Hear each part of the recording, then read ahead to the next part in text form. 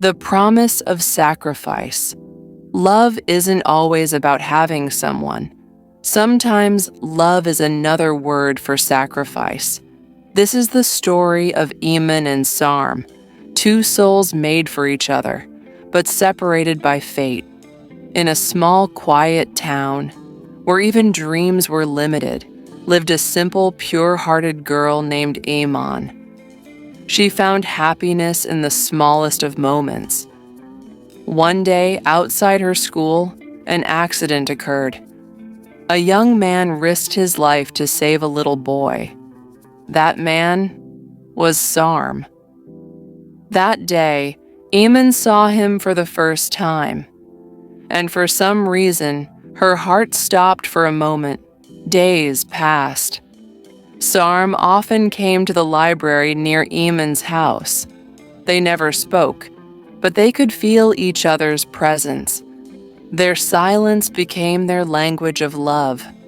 Then one evening, Eman's father said, "We've arranged your marriage, my daughter, to the son of a wealthy man in the city."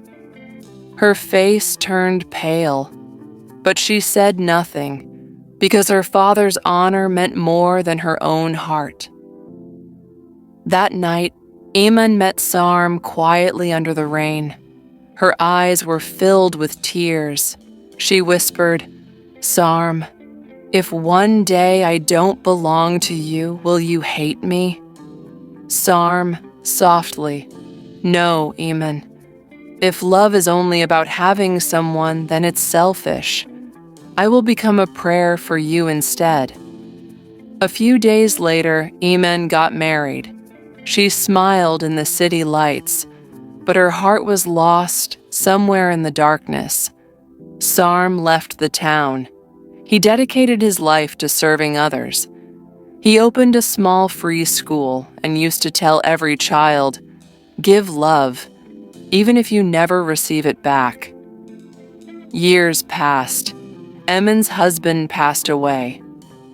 One day she returned to that same little town. There she saw a school. On the gate it said, "The Institute of Sacrifice, dedicated to love."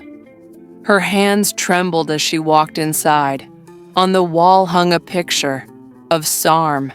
She found out that Sarm had died a few months earlier, saving children during a storm.